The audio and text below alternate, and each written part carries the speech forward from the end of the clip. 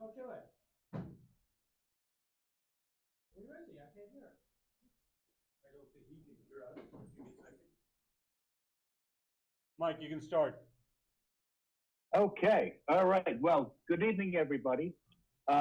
Greetings from here, from me in Flemington, New Jersey. This was a little town in Hunterdon County, was known for the Charles Lindbergh trial in the 1930s. The original courthouse still stands, but it is used as some museums and some offices and whatnot. There's a new Hunterdon County Justice Center, which is down the road. That's been open since 1996. And the Union Hotel is being refurbished, and that was where a lot of the reporters had stayed overnight covering that trial. So a lot of rich history here. So I'm unable to be there, of course. I wish I could, but you know, we have a meeting next week, which I'll tell you more about later. So let's get going. As usual, this is our agenda. We'll talk about what's new. We have a lightning talk with Julia, and then Chandra will provide the main presentation. And then after Chandra's done, I'll come back and we'll talk about some upcoming events, especially we have some new meetings that we recently scheduled that changed from last month. So good stuff there, and the usual stuff, right? So our big thank you to our sponsor, our gold sponsor, that is Payara. They're the makers of the Payara platform, which is Payara Server and Payara Micro. Payara Cube is now has in it Payara Cloud. So if you had a Payara Cloud account, that automatically moves you over to Payara Cube. So these are the things. Some of the stuff is enterprise, of course. It's more, subscription based, but there's a big community, availability of the Payara server. So check them out. Azul is our silver sponsor because they're one of the downstream distributions of the OpenJDK. DevNexus, which is coming up in March, is our partner. And I already see that Barry is one of the speakers. I'm still waiting to hear my fate as to whether or not my abstract was accepted or not. I sure hope so. Let's see, what else? We have our per meeting sponsors, which of course is Romanelli's. I assume the pizza arrived. I Yes. ordered it a couple hours ago. We got Nikki's Firehouse. JetBrains, of course, are the folks that make the IntelliJ IDEA and some of the other IDEs. And of course, Jakarta EE and the Eclipse Foundation provide video conferencing with Crowdcast. So we thank them for all their support. Memberships, as you know, I have more information in our resources section over here. We are members of the Microprofile Working Group, the Jakarta EE Working Group, the Jakarta EE Ambassadors, and the Virtual Jug. These are the podcasts that Payara ran earlier this year. As you can see, we had ours recorded back in January. So if you want to listen to what Barry and I had to say, then you could take a look at that. Also, we are going to celebrate 25 years of operation in February of next year.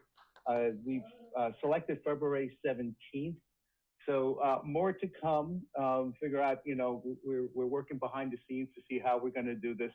We'll have I guess at the moment what we have planned is a normal meeting in person, and then have this separate, all virtual. So we'll have some guests, and we're hoping to get somebody like James Gosling, for example. That would be awesome. But anyway, more to come on that. There's Payara Cube. You can take a look at that, at your leisure. And then Payara Cube and Azul have collaborated to work on building the cloud infrastructure. All right, JDK 26, there are 10 jets that are part of that, which will be released in March. A couple of them are almost ready. Their review will finish this week. So for all intents and purposes, they will most likely, or those last couple will pass, but this is the list so far. So you can see additional previews from things like structured concurrency. Lazy constants was renamed from stable values. I don't know what the method behind the madness is. The vector API is in its 11th incubator, and you may wonder why so many. And the reason is vector API is part of Project Panama, and they need some of the jets from Project Valhalla to be at least in preview before they can move that forward. So that's the reason why. So lots of good stuff coming out. You'll see that there's remove the API, the applet API. Those of you old enough to remember those cute little applets that ran across your browser window. So there might be more to come based on this release schedule. The feature set will be frozen on December 4th. And then March 17th is when JDK 26 will be available. Jakarta EE12, there have been some updates here. Jakarta Query 1.0 was voted in as part of the platform and the web profile. In case you don't know, there's about 43 specifications. About 30 of them, plus or minus, are part of what's called the platform. And there are subsets of that platform called the web profile and the core profile.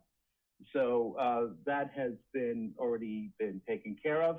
And as of last week, there is a new specification called Jakarta Agentic AI.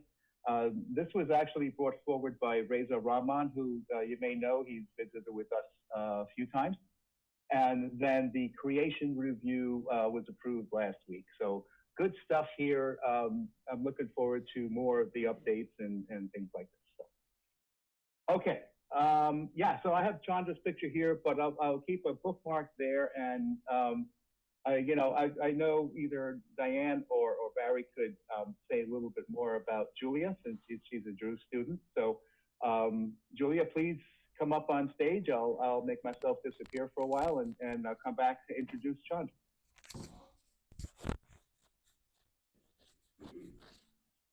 Okay, I'd like to introduce Julia Kolenda, who is a junior at Drew University, majoring in computer science and minoring in data science, correct?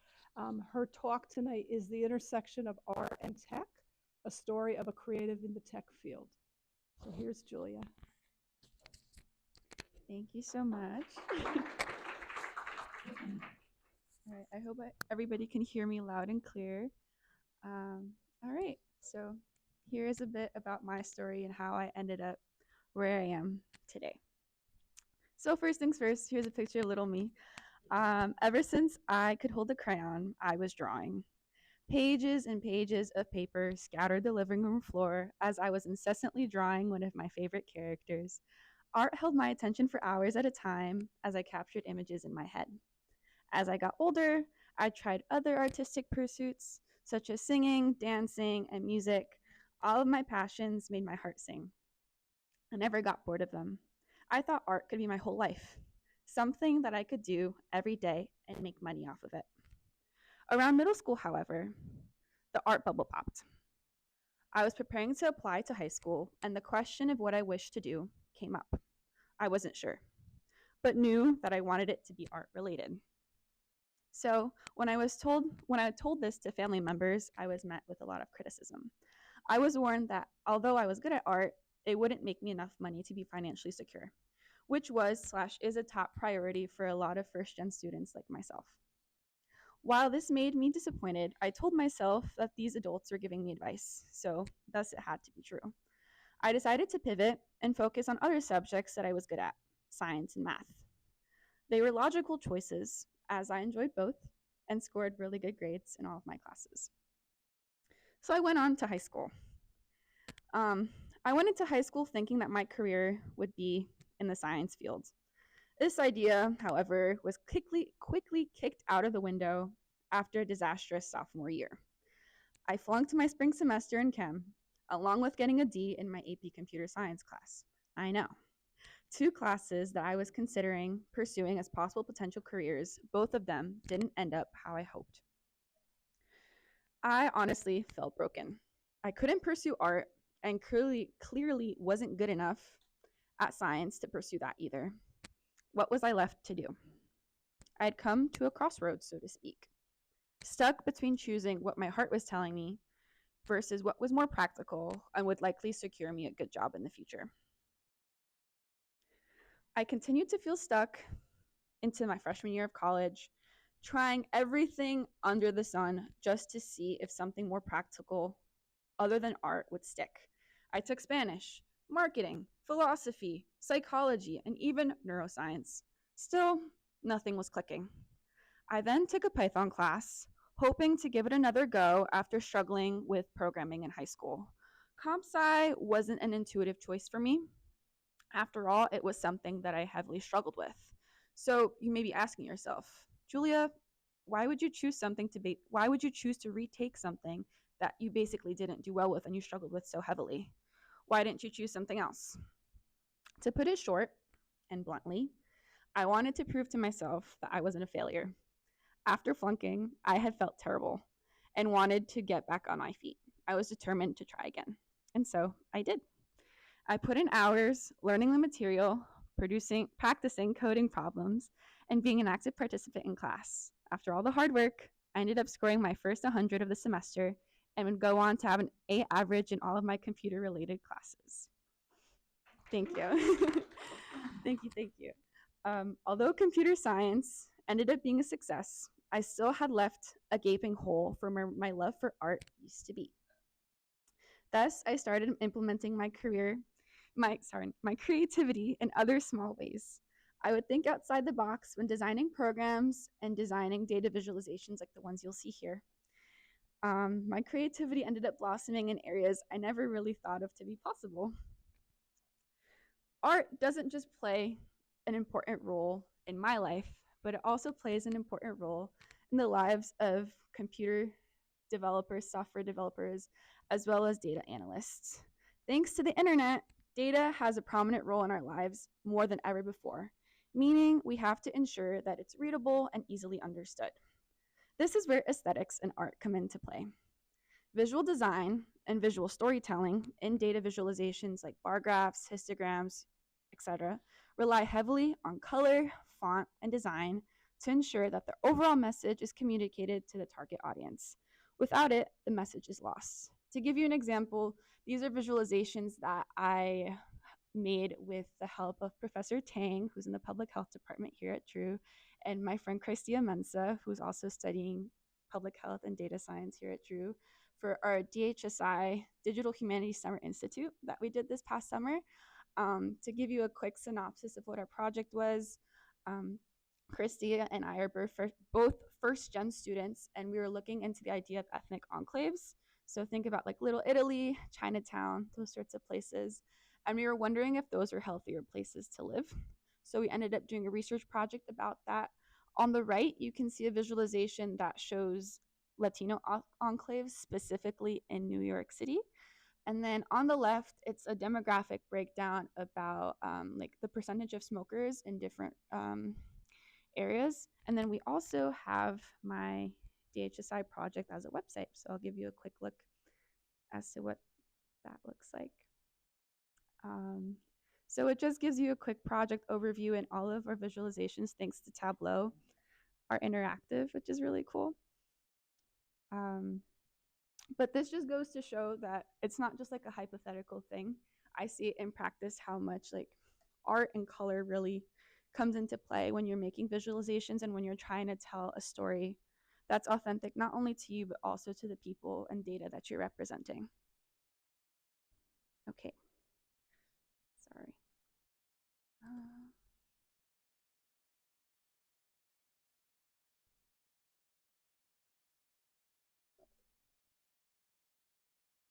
Bear with me, my computer logged me out.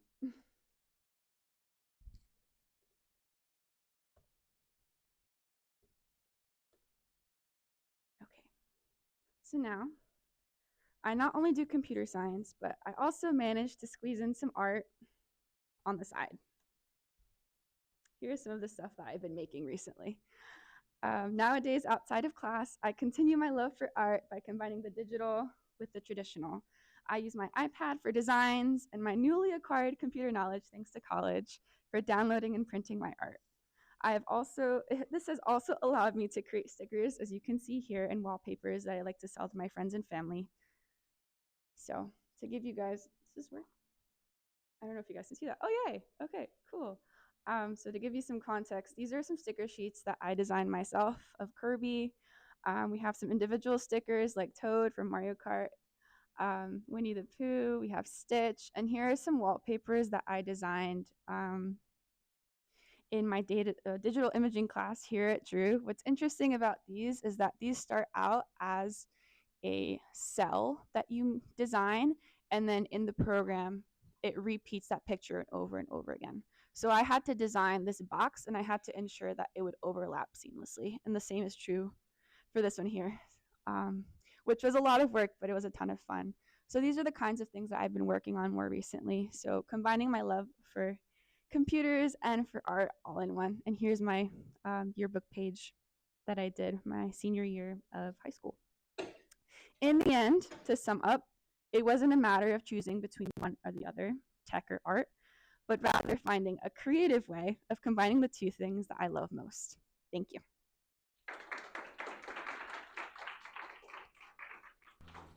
Julia, we have a question from YouTube.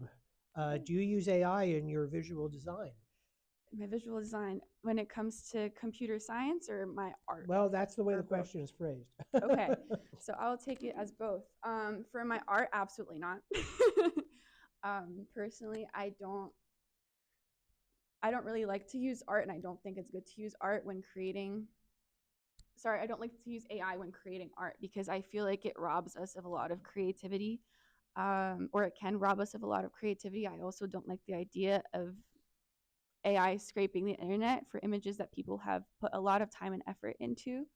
But when it comes to data visualizations, I think it can be helpful in terms of if you're learning a new skill, like in Tableau, for instance, you might not necessarily know how to do something.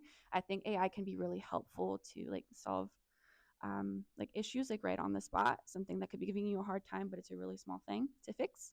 So in that regards, yes. But when it comes to making my own art, absolutely not. All right. Any other questions? No. Well, thank you, Julia. Okay, thank you so much.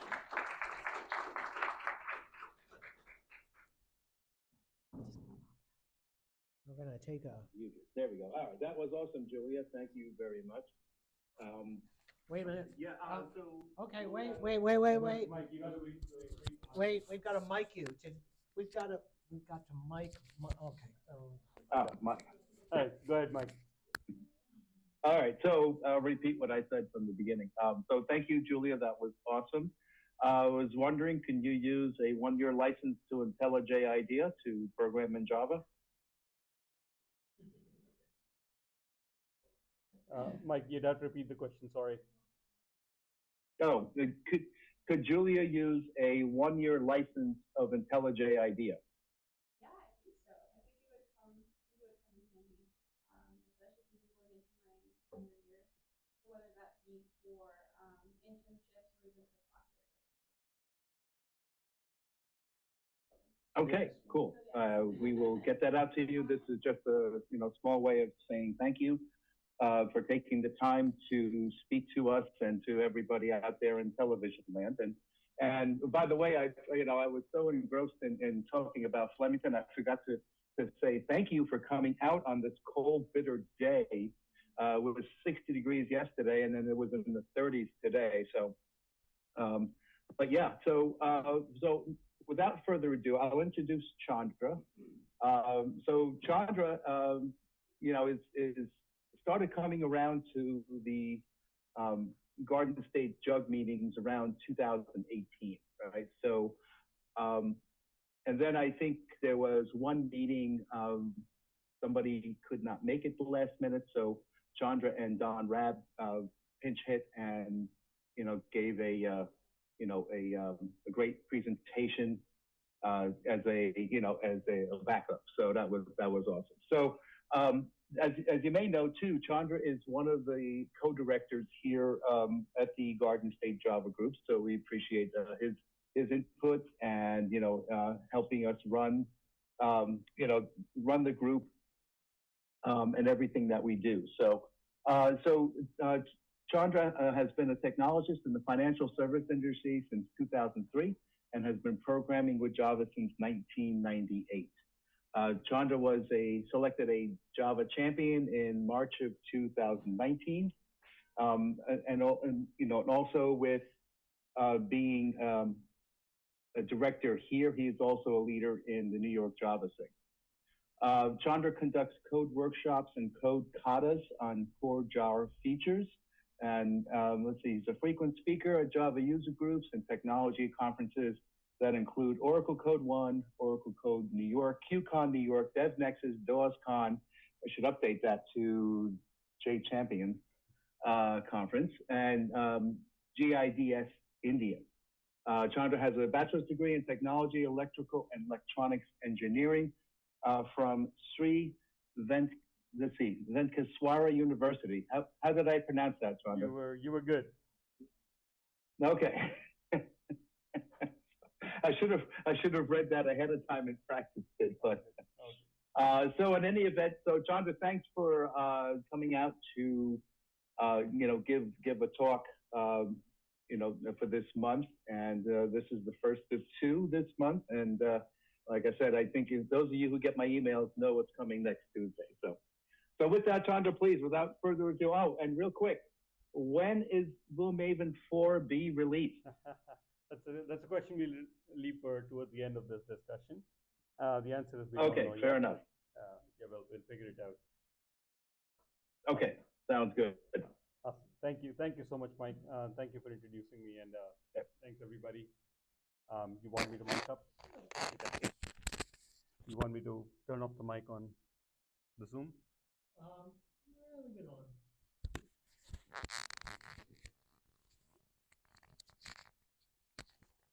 This is better, buddy? Can you hear me? Okay. All right. And you don't need me to screen share on Zoom or anything, right? No. Okay. Awesome. All right.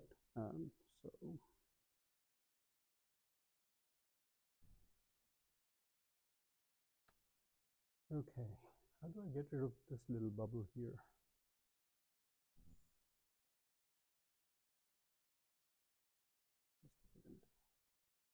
Nope. Okay. You can get rid of that. There is a control to get rid of that. Okay. We'll figure it out. I'm going to leave it here where I don't much need it. Yeah. Awesome. So first, Julia, thank you so much for that amazing talk. Appreciate it. Round of applause for you. Thank you for doing this, and enjoy your IntelliJ license. We look forward to seeing good things you do with that. Hello, everybody. My name is Chandra. Today, I'm going to talk about Apache Maven 4. How many of you have heard of Apache Maven at all? Okay, a decent number of you. For those of you who don't know what Apache Maven is, worry not. It is just a build tool that allows you to build your code base, especially if it's written in Java. So what we do is we basically write a bunch of Java classes, and we need something that can compile them, build them, package them into an executable, and put them somewhere so someone else can use it. Apache Maven takes care of all of that, right? So that's the job and purpose of Apache Maven. It takes all of your classes or Java classes for specific matter, compiles them into binaries, and packages them into either a jar, war, or whatever other archival format. Jar is a Java archive, war is a web archive. It formats them into a zip file of sorts and bundles and pushes them out somewhere where other people can actually consume it and use it in their own applications or to just run applications on their computers. That is the purpose of Apache Maven. It is a build management tool. So I have a blog series out there that goes into explaining what Apache Maven is. We'll not spend time doing that here. How many of you currently use Apache Maven version 3? How many of you use version 4? Nobody. Okay. All right, good. I'd be very worried if you were. It isn't out yet. Apache Maven 4 is still a release candidate. It is usable. I will be using it on my computer today. And we'll take a look at some of the differences between what Apache Maven 3 and 4 offer. And we'll dig deeper into each of the pain points that Apache Maven 3 has that 4 solves for you. So just a little bit of visual cues. I know it's going to be minute because I use an IDE for my presentation. But you'll notice that the little brown icon over here says Maven 3. And then there's an equivalent icon for Maven 4, and it looks blue in color.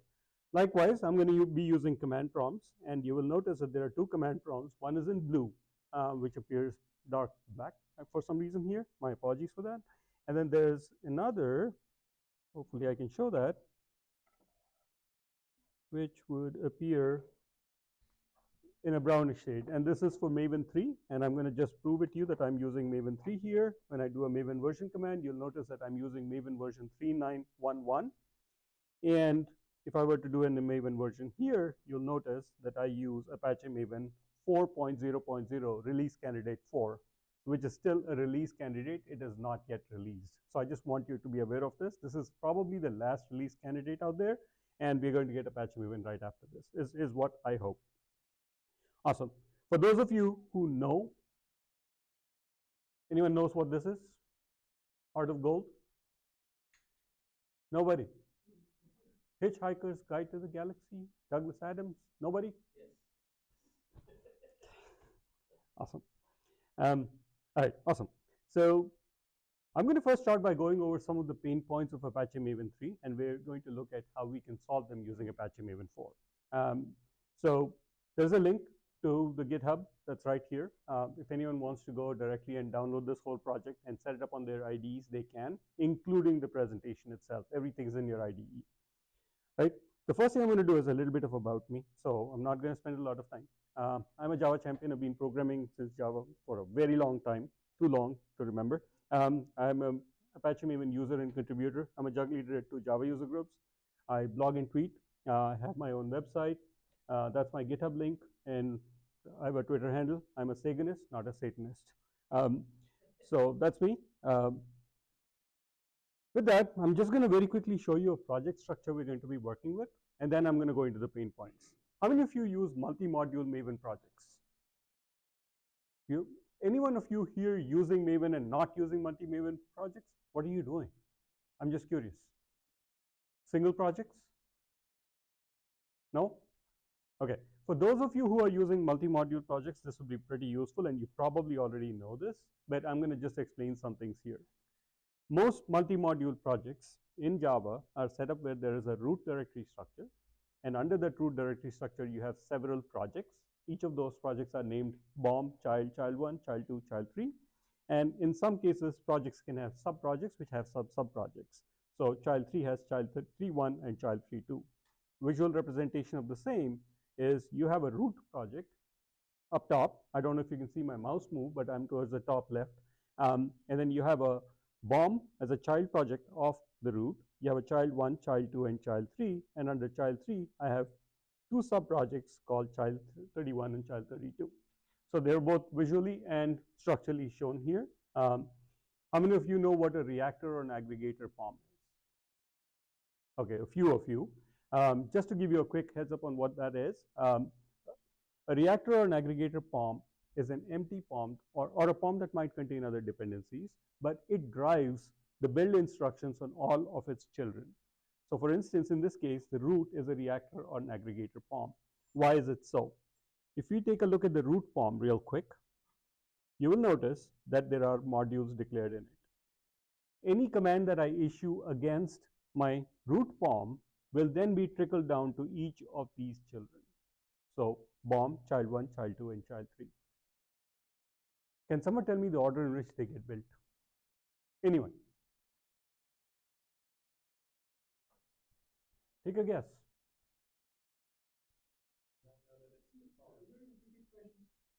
Can someone tell me the order in which the commands will be passed to these 4 children? Maybe I can increase the font a bit. Give me a second.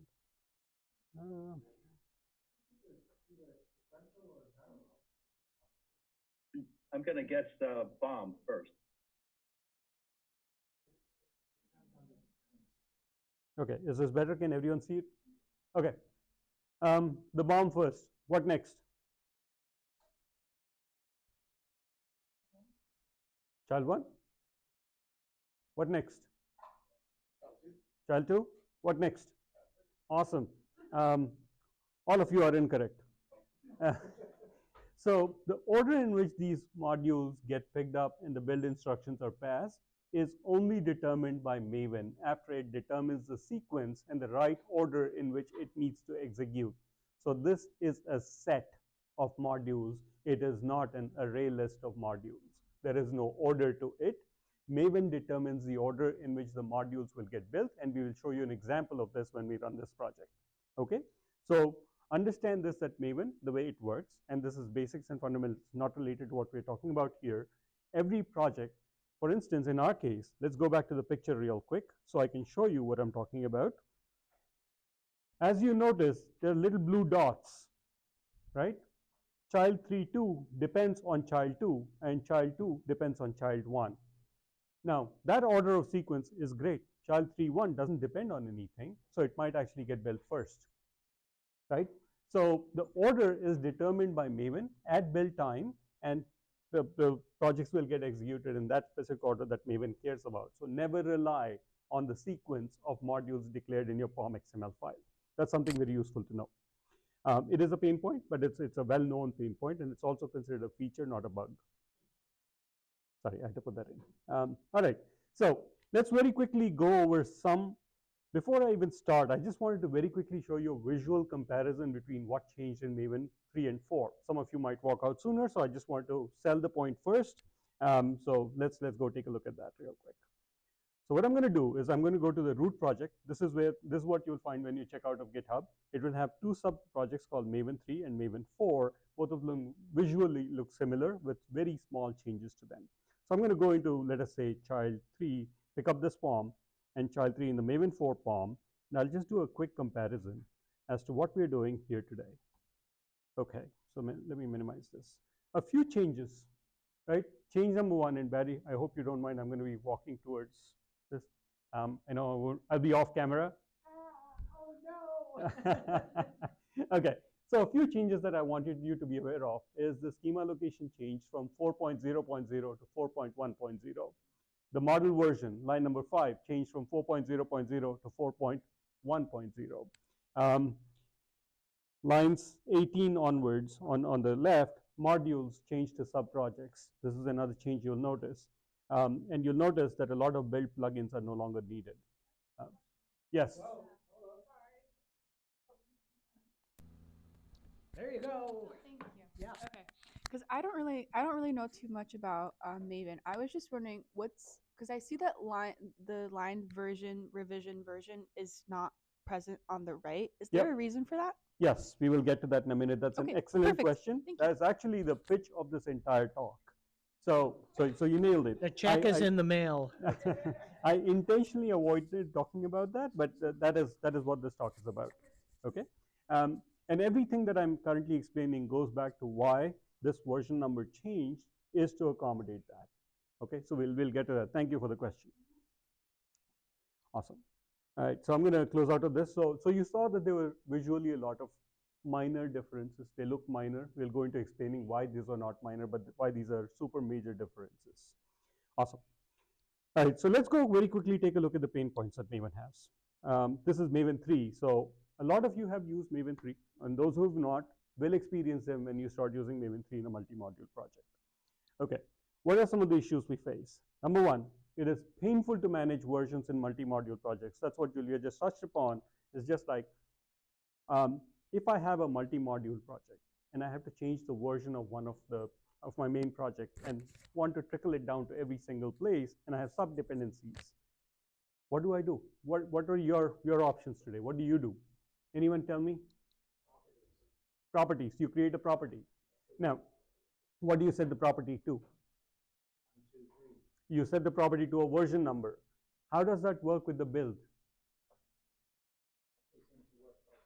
Okay, you can set it to a build on dependencies, but how do you set it to a version number of your sub-project? becomes a pain in the neck when you've got a module that has to inherit from the parent POM, Okay. and that's a pain in the neck. Yeah, so that is a pain point that we're going to talk about. So let's very quickly show you that pain point in a child project real quick. So let me just go to, say, child 2.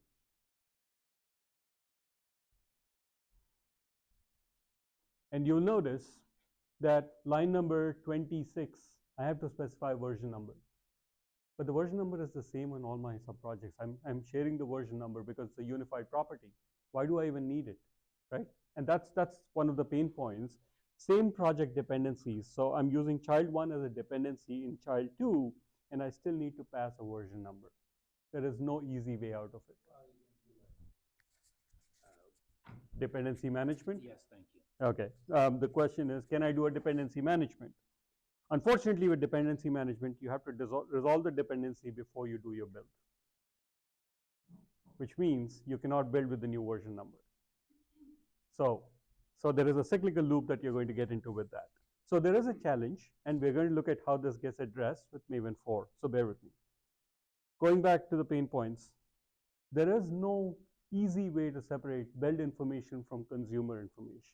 Now, this may not be very obvious as you're looking at it, but let's just very quickly do a Maven command, right? I like to go hands-on, so I'm on Maven 3, Brown as Maven 3, okay?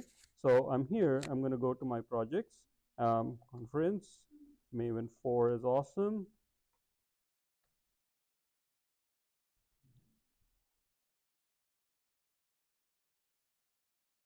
All right, here's my project. I'm just going to run this build real quick. So I'm going to do a Maven clean, and I am going to do a Maven clean install because I actually want an artifact in my artifacts directory. So it is usually not recommended to run a Maven clean install. Try using a Maven clean verify when you need to do that.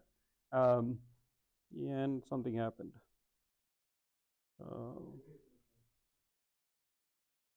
I'm sorry? Yeah.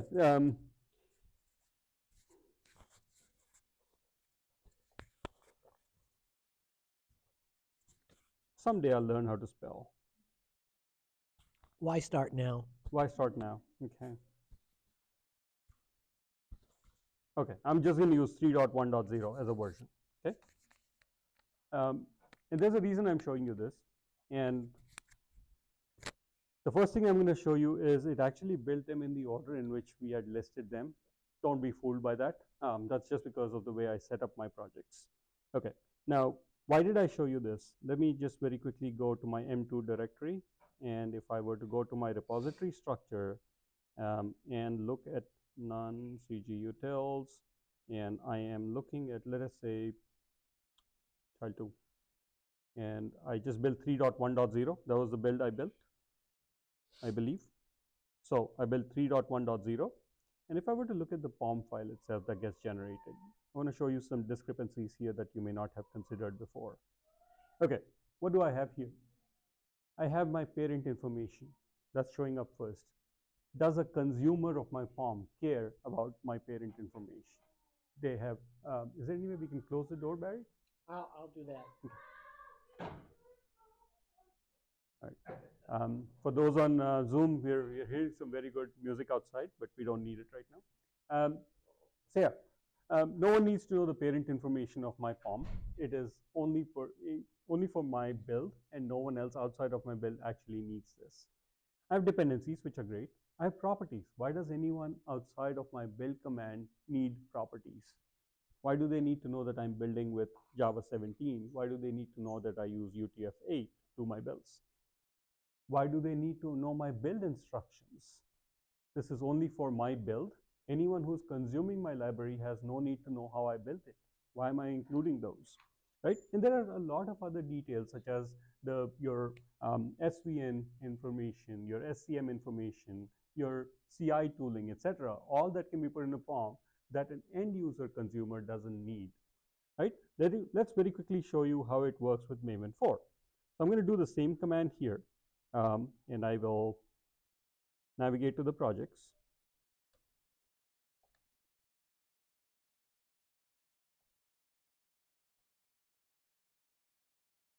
Similar structure, nothing different, and I'm going to do an mvn clean install minus D revision equals 4.1.3.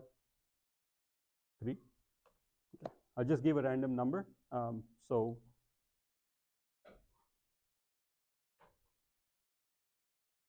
Okay, so let's go take a quick look at what this looks like. As you notice, it just created a 4.1.3.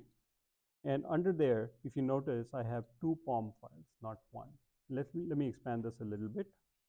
And you will notice that the first POM file is called the build POM, and the second is called the .pom.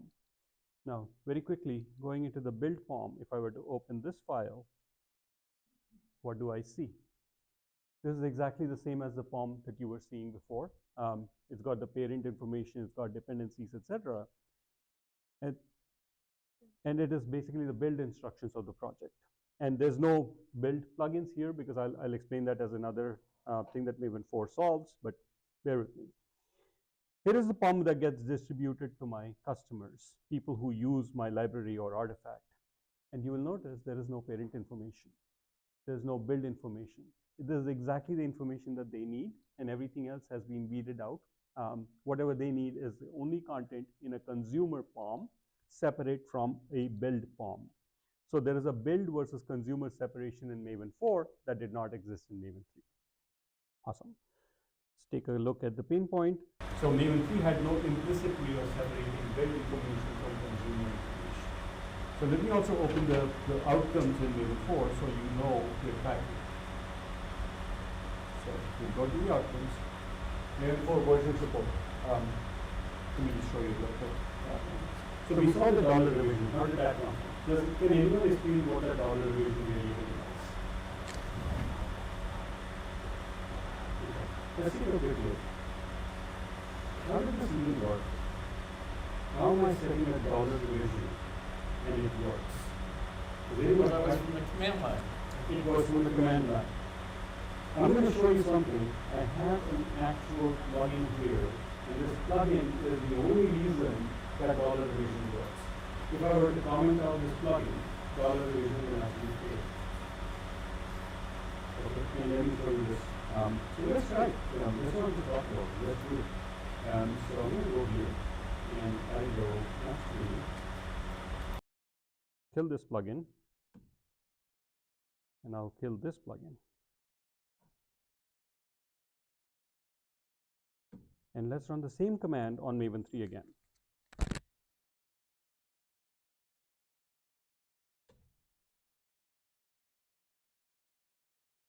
Oh, I didn't kill it everywhere. My apologies, sorry. I need to kill it at a few places. And this was the pain point that you had back in older versions of Maven. You had to set up the plugin on every single child project to get it to work. So I'm going to go everywhere, delete this plugin.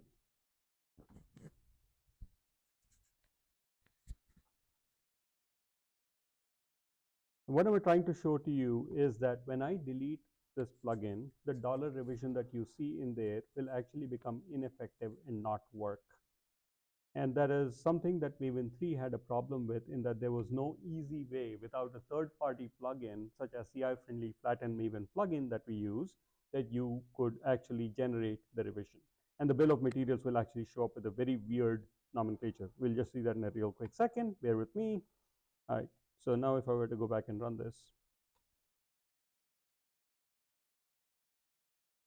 am I doing it at the right location? Give me a second. Maven 3. Right, that shouldn't have worked. Am I using Maven 4? No. I'm going to show you that real quick, but bear with me as I explain this to you. So the revision command, the revision property that you set up actually comes from, oh, I know where the problem is.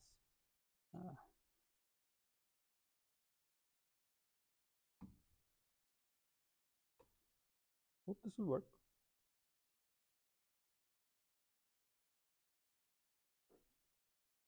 Don't know how it still generates. Okay, some magic has happened in Maven 3 that I can't explain right now. It's the curse of the demo, but the root problem that we had in a prior version of Maven, in Maven 3, was that unless you specified a third-party plugin, the revision itself would not work. And it would actually generate $revision as your version number. And you actually had to use a plugin in order to get that revision out. With Maven 4, you don't need that additional plugin. Yep. Well, question? Yeah. Yeah. So that is not how I do it at all. Okay. I let the Maven release handle. Okay, my so use the version, Maven release plugin. and that seems to do it just fine. Yes, so you either use a Maven release plugin, but with the Maven release plugin, you cannot use dependencies with the same version. If your project depends upon a sub-project within the same project structure, you cannot use the Maven release plugin, which is why a third-party plugin exists. That goes against my experience. Okay. But that's really not germane to your overall discussion of Maven 4. We'll experiment with that if time permits us, but I'll go back and revisit that in a minute. So let me just show you real quick what the pain point is. So there are exactly 2 plugins that allow you to set the revision, and one of them is called the Flatten Maven plugin, and the other is the CI-friendly Flatten Maven plugin.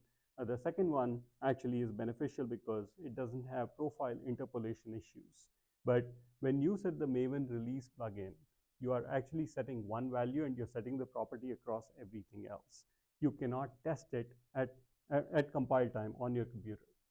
You're basically relying upon your local variable, local version variable, and using that on your computer. Whereas with this particular $revision mechanism, you can set a $version on your command prompt and have everything built locally.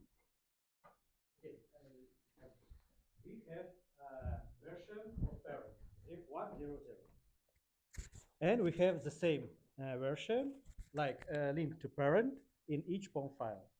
But when we include dependency, we also need to use the same version. The same version number. Yeah, but we can static. use variable project.version. Yes, you It can will use work. project.version. And yes. if we need to increase, we use Maven release, it's increase. What if you have parent version and increase version of parent in each POM file. Yes. Now, what if you own? So that's just one problem. We don't need to manually upgrade. That's not a problem. Okay, that's one problem. The second problem is, what if you only wanted one of your child projects to be bumped up and the other one is still being worked on? What do you do? What is the reason to bump up? Well, you can improve every time it's one shot. You're unnecessarily increasing version numbers of projects, right? Where you have not yet one made a version change. for all our projects. Correct. It's yes, we have some duplication of version, but it's not like a big deal. Okay. Because it's increased not manual, it's increased in CI, and we Agreed. have upgraded version just released. When we have 0.1, 1.0.1 at least. That's it. Okay. So you consistently maintain the project.version everywhere as your version number. Yes. Okay. Well, That's we use project.version. Okay. So when you do have a mix of versions, it's really difficult. And so what I've certainly done is when I inherit a project, everything gets the same version number. okay. And I don't care what my users say. Right. But you have to set that value. Yes. You have to set a property and set a value. Yes. With Maven 4, let's take a quick Yeah, look. let's see what Maven 4 does. Okay, so we're back on Maven 4, as you can see at the top left. So I have set a $revision variable up front, okay? And then let me go to a child 1. So you notice in my child 1, I don't set a version number. Now let's go to child 2. Where's child 2? Well, disappeared. Fine, we'll look at child 3. Let me see, this one has a dependency. Okay. Notice line number 24. I have child 2 and I don't need to specify version number. I did not do dependency management. I don't have to specify the version number. Maven automatically infers the version number for me. So this is not at all how I want to work. How would you want it to? I want to work where my source that I commit to Git is totally specifies how that build was made. I've been using Java for about the same length of time you have, Mhm. and very, very rarely Java is not backward compatible, but rarely, but sometimes I have had problems where I really wanted to specify the version of Java, and in all my projects, I require a version number of Java just to make sure that that's the one I tested, that's the one I know works. Correct. And that And hasn't changed. that is the same with the version number. I really, really, really hate the idea of specifying a version number on a command line and allowing somebody to have one version number when they do it Monday and one version number when they do it Wednesday. So you don't have to do that. So So does, You don't have to do that. So this are is, we allowed to Yep. put the version number? yeah. So okay. So he's using something called a CI blah, blah, blah plugin, so continuous integration.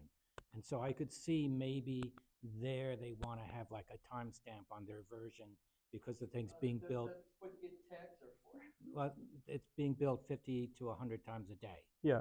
So And- CI is a different world. But go back to your note number 3, please. Yep. Now, is there, in the parent POM, you define the version, right?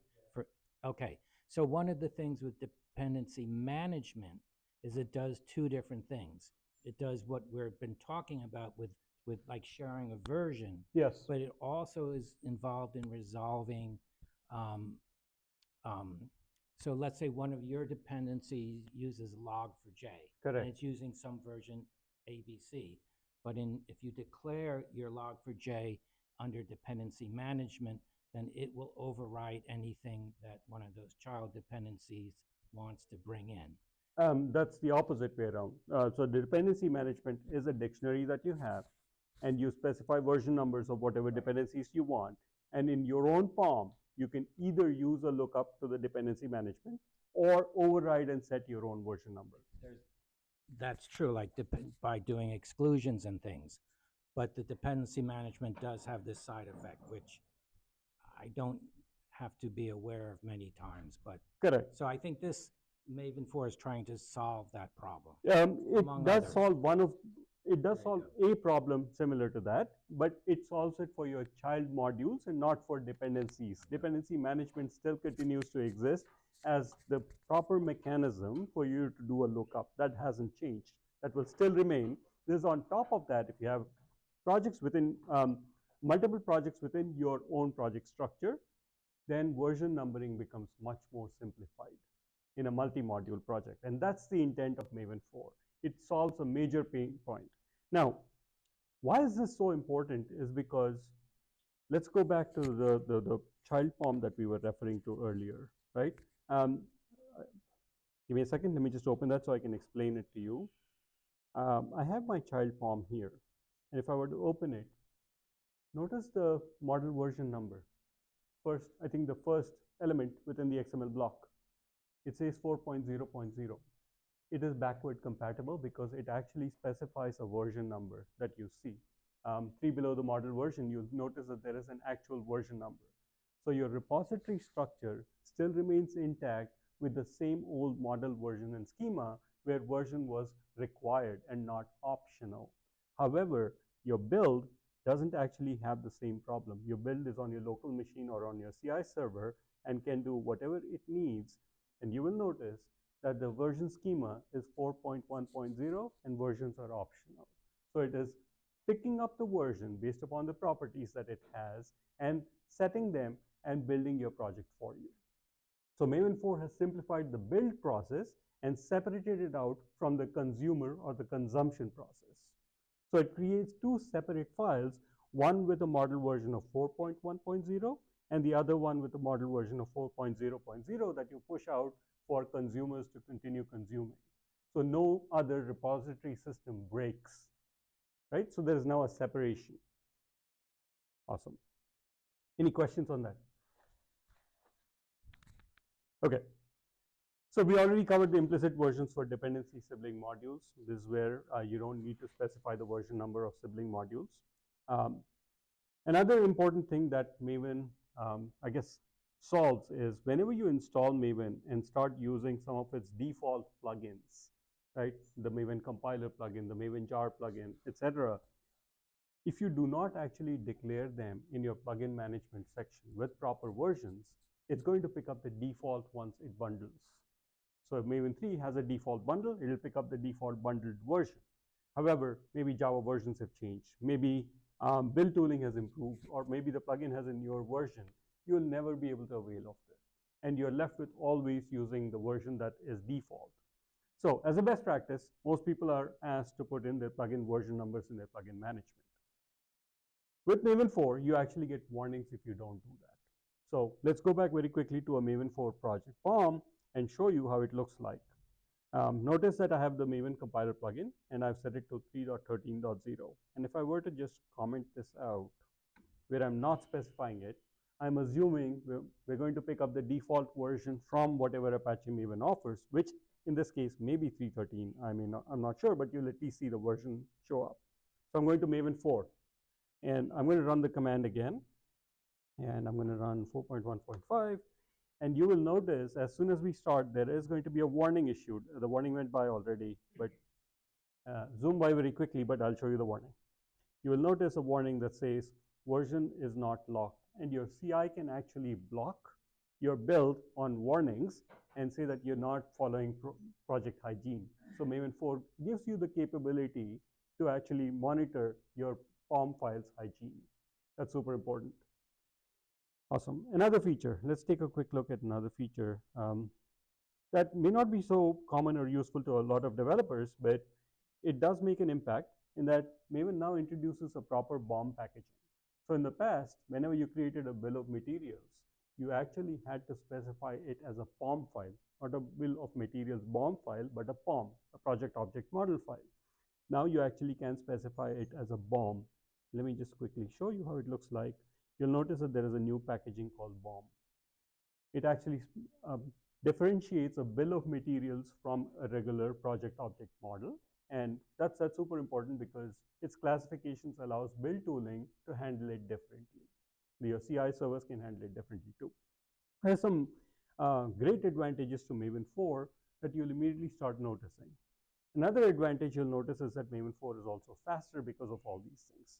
We're also going to cover two things, if time permits, called the Maven daemon and the Maven wrappers, but we'll see if time permits us to do that. How are we doing on time, Barry? It is now 7:30 Eastern time. Okay, so I think a half hour. Yeah. Okay, awesome. So those are some of the changes, and very quickly let us walk through what we saw over here.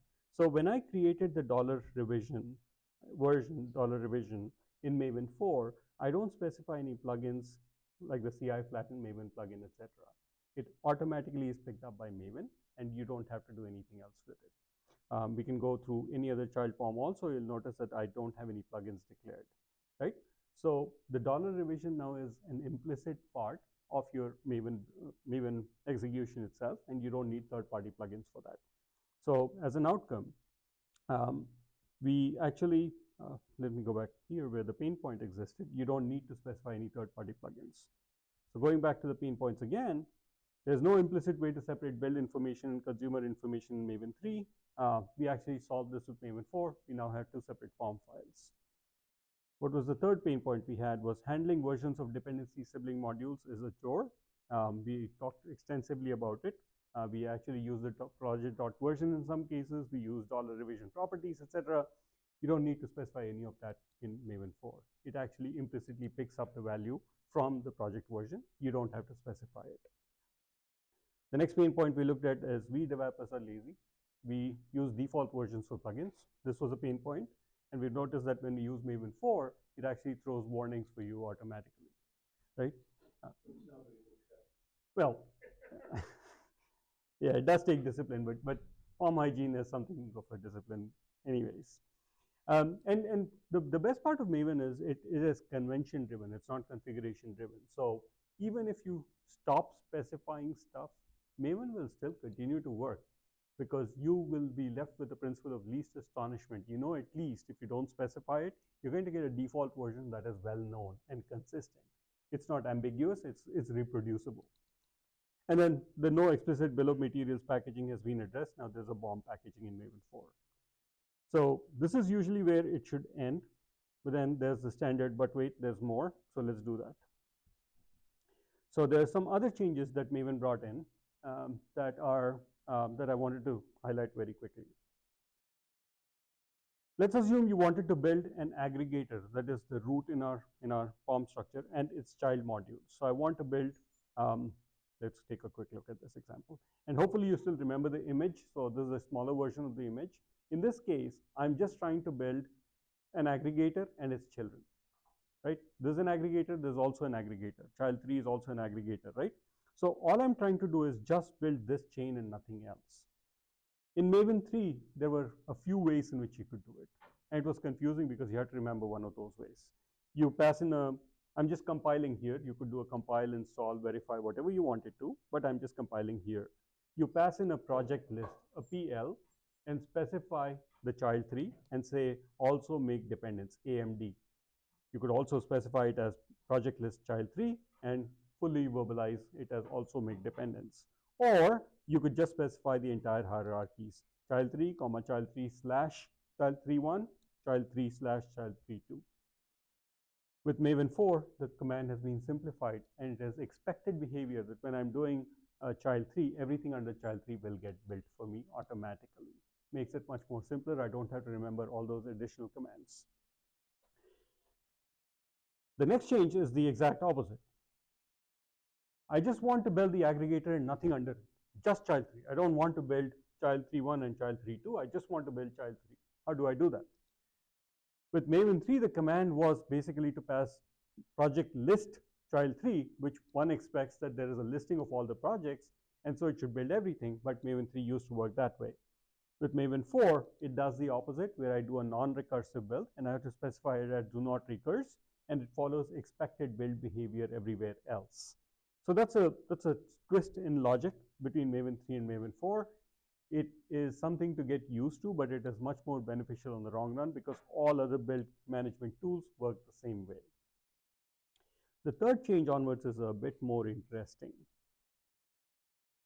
I have a module. I want to build the module, and I want to build all its dependencies outside of the current scope included.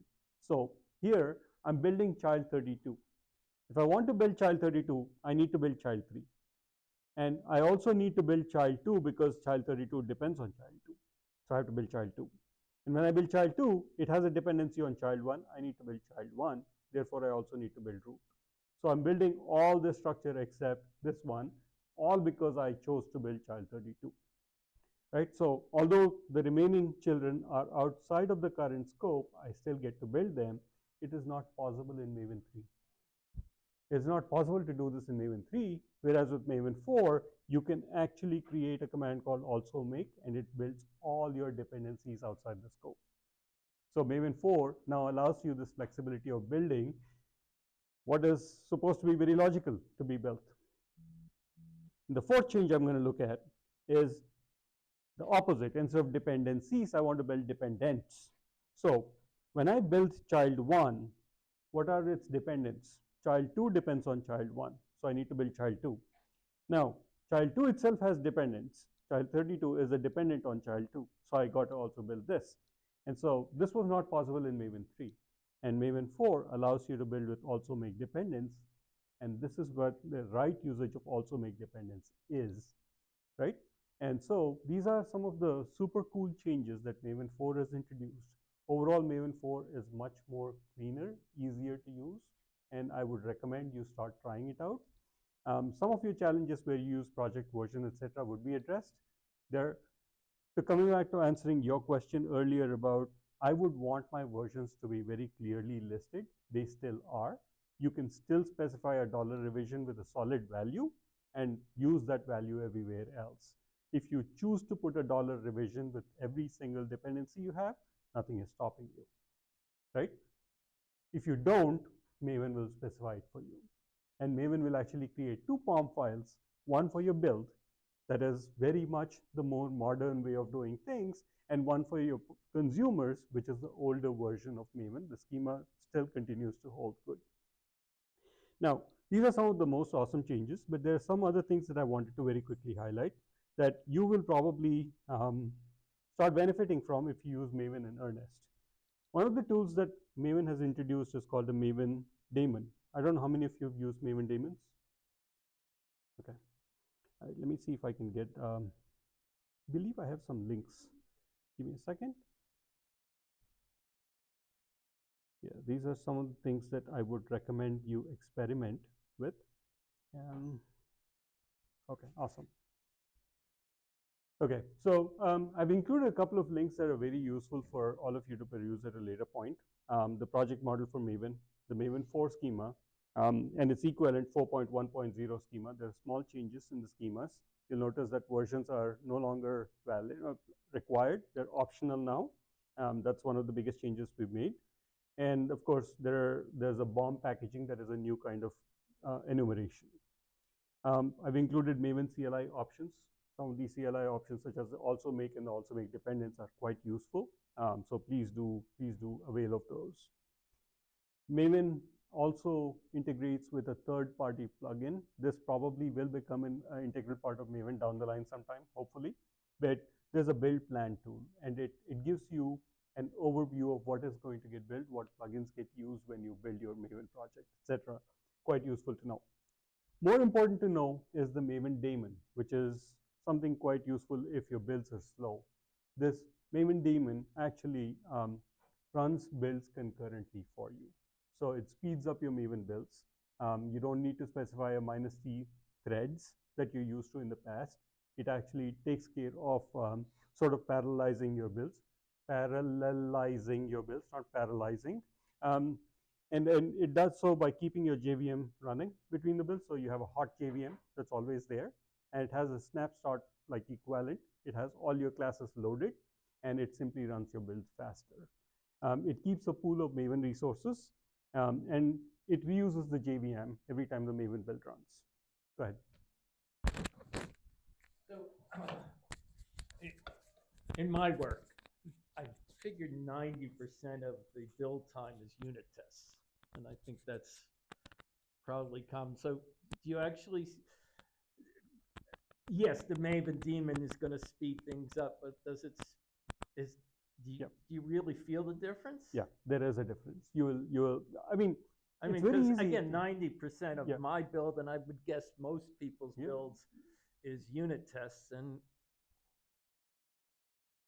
so 10% faster is. So you do get the benefit of not having to reload your JVM. So there is a CDS that's built into your JVM that has all your classes loaded and ready and available, and you're reusing that JVM. So all that startup time for JVM is cut out, right? When you're running JUnit, you probably may have different forks that pick up different JVMs and run them. They benefit, right? So there's a lot of benefit you might get. I mean, check it out. And you can run your Maven daemon on top of whatever you currently run, right? So why not? No. So here's the Maven daemon. Maven daemon running is very easy. Whatever commands you have with Maven, just replace it with mvnd instead of mvn, and you're good to go. Every single command that you use with Maven works with Maven daemon. So please avail of this feature if you see build speeds as your issue. It's significantly faster. It's compatible with every Maven plugin and extension that exists. There's a daemon process management. Of course, intelligent memory management. That's a part of daemons anyways. And there's a native executable, which makes it faster again. So there are some of the key benefits of using Maven daemons. I would highly recommend you start using it. The best benefit I find with Maven is the Maven wrapper. How many of you have used the Maven wrapper?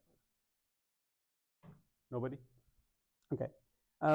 You know how when you start a new project or a new developer joins your project, you have to have them set up stuff, and you have to tell them, go install this version of Maven, go install this version of Java. What if you didn't have to do that? What if you just point them to your project, and when they run your project, it downloads Maven for you and runs it for you, right? That is what the Maven wrapper does. So the Maven wrapper, very similar to what Gradle does with Gradle wrappers, allows you to specify the Maven version and a location of your Maven binary as a property in your properties file. It reads these property files, downloads the Maven executable, at runtime and builds your project for you.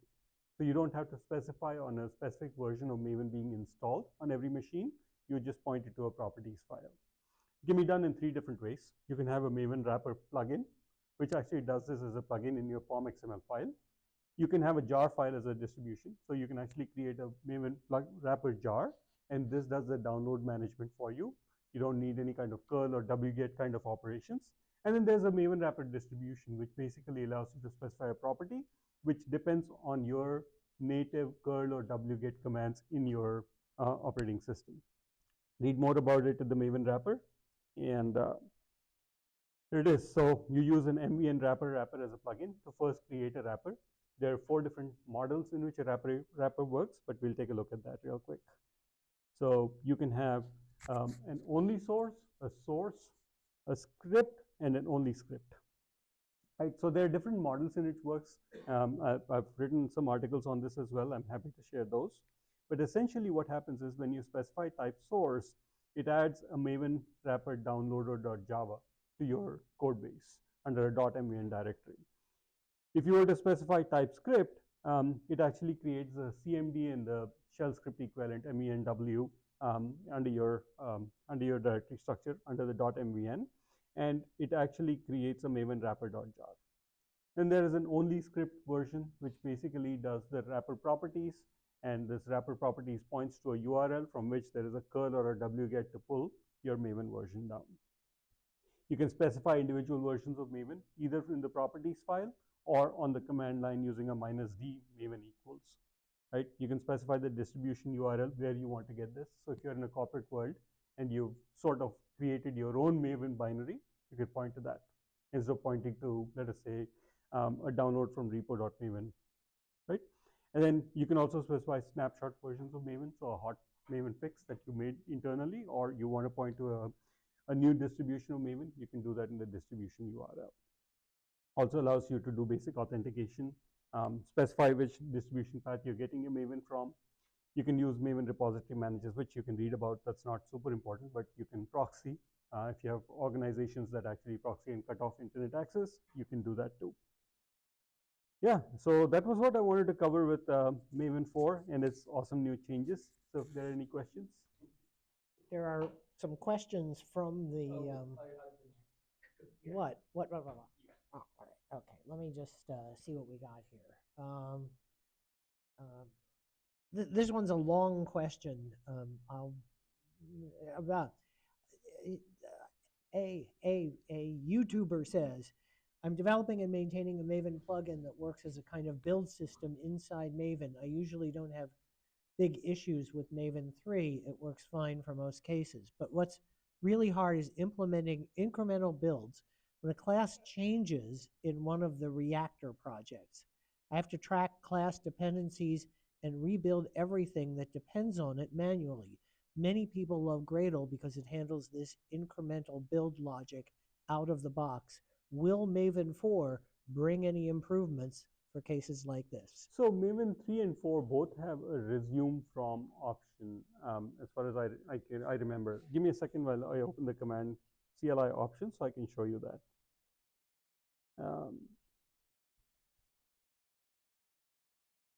So there's a resume from, I don't know if it's visible on the screen or not. I selected it and I'm trying to point my mouse at it. I don't know if I can increase the font. You could do this. It allows you to resume if you know where the code changes are. But if it's more dynamic than that, I don't know if Maven is making any current changes towards that. Okay, here's one more. I'd love to know if there was discussion about getting rid of the XML or at least providing an alternative. And a follow-up question is, what are your best alternatives then? I work with a lot with Kubernetes, and honestly, YAML feels worse. And what Gradle offers is far from perfect either. That's an excellent question. While Maven, there have been, I guess, thoughts and talks about Maven being polyglot. XML is still the way to do it. Maven is convention over configuration, so most of it comes in from standard defaults. You can also set up your parentage where you inherit from, so you can minimize your XML. But The challenge with a tooling such as Gradle, what I find is it works great and gives you a lot of flexibility, but it comes at a cost. A new joiner literally has to understand Groovy or Kotlin to read through your build script, and then get to understanding your project. With Maven, you have no such need. Everything standard looks exactly the same on any project. There's minor differences, and if you have to make any additions, you create mojos rather than go change the Maven POM XML file. The POM XML file is very consistent in what its layout is. Its schema is very simple and standard, which is not what, let's say, a Gradle or a Kotlin script or Groovy based or an Ant script does for you. That's the biggest benefit and selling point of Apache Maven. It works better in a corporate world. Gradle works better on, let us say, when you're creating plugins, when you're creating Android apps, etc. Maven works better in a corporate world. Other comments, questions, responses? Just sort of humor. Is the repository default directory still .m2? Yes, that did not change. It is still called, the command line environment variable is still called m2_repo. Of course, in mine, I have changed it to m3 and then 4 dot, but the default is still m2_repo, and the repository structure, for very good reason, and I'll explain that in a minute, is still .m2. And the reason is, since the model schema did not change, the repository structure did not change, therefore, why change anything else? Keep it consistent for now, right? So if in the future there is a change to the schema and it propagates all the way to the repository, it could change. Question, do you have any experience migrating a large project from 3 to 4? Yes, it's as simple as changing your binary from Maven 3 to Maven 4. It works out of the box as backward compatible. That's number one. So that even the module keyword is backward compatible? That's a great question. Let's try it out. So I'll show you what I trust you if you say so. Yeah, so it just throws the warnings, very similar to the warnings you get when you don't put your plugin versions. So it throws a warning up top saying you're using an element of an unknown or a type that may be deprecated in the future. That's but it tells you to convert your modules to subprojects. And if you use IntelliJ, it does it for you. So yeah, it's simpler. But subprojects makes more sense than modules, right? Modules was confusing because of JPMS modules, IntelliJ modules, and then Maven modules. Subprojects is so much more logical because that's how we look at it. So if I were to go to a directory structure, these are subprojects. I can see them as subprojects. Yeah, other than that, I mean, if you just take an existing project, replace your Maven binary from 3 to 4, it'll work. You might get a few more warnings. If your CI system doesn't break on warnings, you're good to go. Otherwise, fix those minor warnings and everything's dandy. How about for a plugin author? Would upgrading from 3 to 4 be tricky? Yeah, so plugin authors, like there is one element. That's a great question. Thank you. Very few questions. Very few people ask me such questions. So let me just show you this real quick. So give me a second. The only section that plugin authors need to care about is right here, prerequisites. So if you build a plugin, you just need to specify the Maven version your plugin depends on. That's the only time where you have to make a change. If you're building a new plugin for Maven 4 and you want it compatible back to Maven 3, you have to ensure that line number 78 says so. If you specify Maven 4 there, then it won't work in Maven 3. That's the only thing that you need to be aware of. Other than that, everything else is the same. Great question, though. Have you built plugins? Okay. Humorously? Okay. Other questions? Other issues? We have one all the way around. Come up there. You're getting a workout, Barry. Yeah. Here we go. I'm probably going to be starting to use Maven pretty soon, but until now, I've always been doing my own stuff, also since probably 1999 or so, of just building my own build tools. And I've noticed the people who use Maven in all my organizations, it just seems to go very slow sometimes. I don't know if it's their projects or if it's Maven itself. I'm excited to hear that Maven 4 might be a little faster, but can you speak a little bit about the speed of Maven builds and Yeah, what yeah. are the, So maybe a few more actually, ideas let of me how let it's me. improving in Maven 4 from Maven 3? No, no, great question, great question. So let's actually go to the Maven site again, right? Apache Maven, and I'm going to go to the downloads, and this is where I need you to focus on. This is the latest version of Maven 3, 3.9.1, okay? And then there is a Maven daemon for it, Maven daemon version 1.0.3. That speeds up the build for Maven 3, okay? So when you download this zip file, you don't need to download this. You're actually getting that as a part of this. So this includes 3.9.1.1 in it, okay? And this makes Maven 3 faster. Now, Maven 4 is right here, release candidate 4. And there is 2.00R3, which includes release candidate 4 for you. So if you download this, you don't need to download this, right? And that makes builds faster for Maven 4. So you can experiment on both Maven 3 and 4 and see how the daemons actually might speed up processes for you. One more question? Or no more questions? Chandra, thank you so much. you. Wonderful talk. Really enjoyed it. And now I think we want to hear again from Mike. So if you would open up Zoom on your machine. Yes, sir. There he is. I can see Mike. Can we see his screen? Yeah, in a second. Give me a second.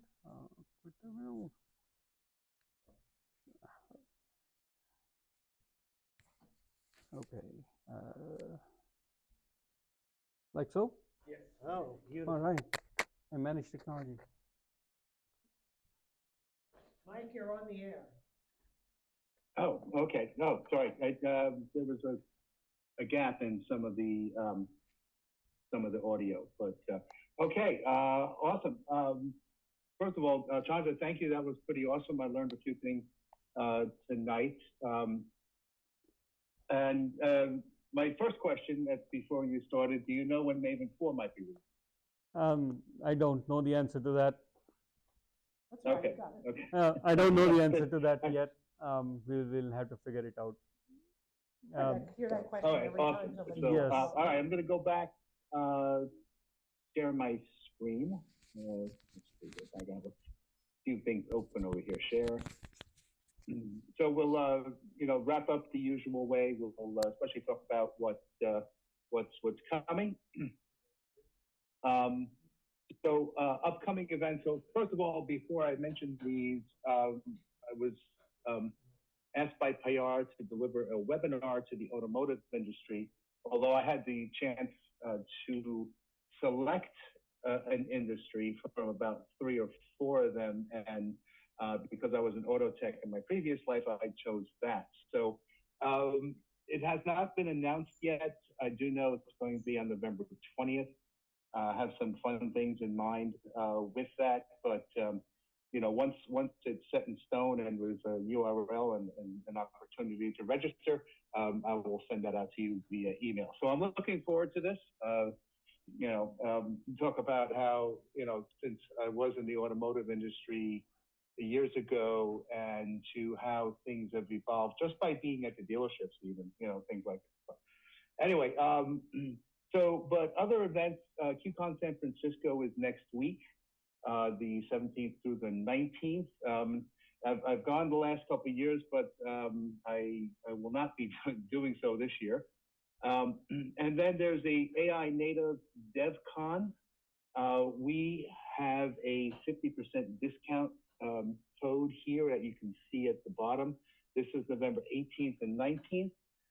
So there's I think a free online registration that's only for day 2, and I think, if I remember correctly, it was only $180 for both days. So talk to your supervisor. So and it's called Industry City. So it's in Brooklyn.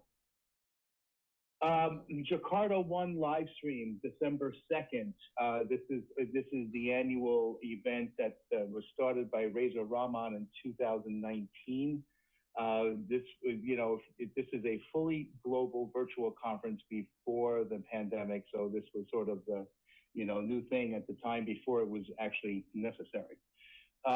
So this is the 8th year or something like this.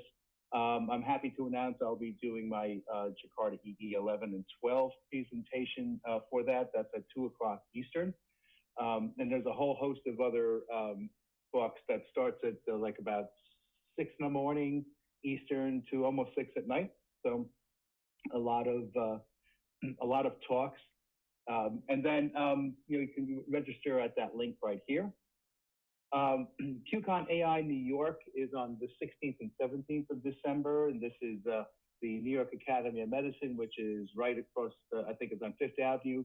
You can see Central Park from the front of the building, and we'll be attending that one. And so this should be fun. This is something brand new that InfoQ is doing in terms of AI. So this should be interesting. I think that would be cool. So upcoming meetings for us.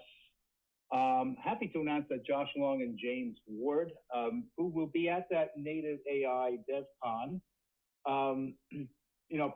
presented the opportunity for us and to the New York Java SIG to present to our respective groups. And just to give you an idea how awesome they are. On Tuesday of next week, their workshop is from 3:30 to 5:30, and it would take, depending on if you go mass transit or whatever, they would arrive late anyway, past our normal our start time. And I did offer them to present remotely so they don't have that aggravation, but they insisted. So, and it's again, it's for those of you who know Josh, I know Barry and Chandra know Josh. And it'd be awesome to meet James Ward as well. So they are coming. They'll be arriving a little late. So we'll probably do my Jakarta EE 11 and 12 talk as a warm-up, as it were, like an opening band, right? So so that's next week. That I'm looking forward to that. Also, Eric D'Andrea is also going to be in New York. I think he's going to present at Connecticut, us, and Philly. I don't know why he's not doing New York, but in any event, he's going to talk about Quarkus for Spring developers. That's on Wednesday, December 3rd. And then our originally scheduled December talk is entitled Proxy Power, Boosting Java App Performance with Open JDBC Proxy. And this is Rogerio Robetti. He's from Ireland, so he will be presenting remotely. He's involved with the Dublin Java user group and had an opportunity to present, I think, back in late September. Of course, I presented remotely as well, even though I was in Dublin back in April. So anyway, yeah, so it was great to meet those folks. There was a nice crowd on hand. So looking forward to, Rogerio's presentation. And then in January, we have Bhupendra Mishra, who will discuss the art of debugging in the era of AI. So that's our regularly scheduled second Tuesday on January 13th, 2026. So that's where we are at the moment. Of course, we've been sort of pondering some other speakers to come visit with us. So we'll try to get those scheduled as soon as possible. As far as other folks, our friends of Garden State Jug, you can see right here, I'm not going to read them out loud. So the Boston Java Users Group is this Thursday. And also, let's see, they have a second one on the 20th. And we have here, of course, I mentioned before, Josh and James will be on the 19th, which is next week from Wednesday, to present the same talk, Bootable Spring AI. So those of you who know Josh's blog post, it's or his podcast, it's a play on words with beautiful and Spring Boot, right? And then let's say Eric Koslow, who is an InfoQ editor and works for Azul, and he will be presenting the Connecticut Jug. Your undead code is a time vampire. I like the title of that. So, and that was today. So, and then Kansas City Jug on the 11th, which is also today. So we had a few competing jugs holding meetings at the same night. And then the community lightning talks with the Atlanta, the Atlanta Jug. Basically, members from their community will be presenting lightning talks. And last but not least, the Chicago Jug will have Michael Carducci to talk about secrets to succeeding with microservices, and that is also this Thursday. And Chicago is on a competing page to Meetup called Luma, and that should be. It looks very nice if you go to the link. So something to consider for other Java groups. And then the Central Iowa Jug is also meeting on the 20th. So, all right. Phew. With that, let's see. I think, I'll have an extra license to raffle off to everybody else. As you know, we had 3 licenses to give to the other students last month. Although Chris has actually been graduated with his master's, and he said,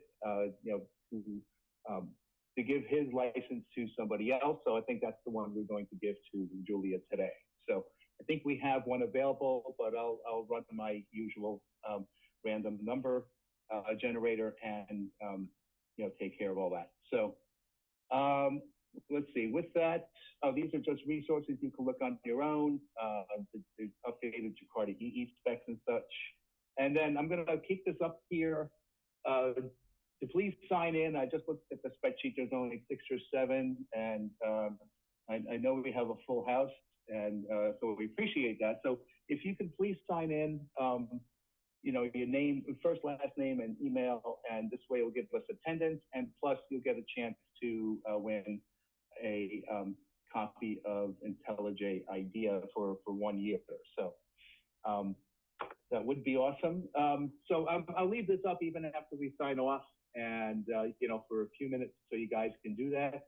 Once again, thanks for coming out on this cold night. Safe travels home to wherever you live. Thanks to those joining remotely.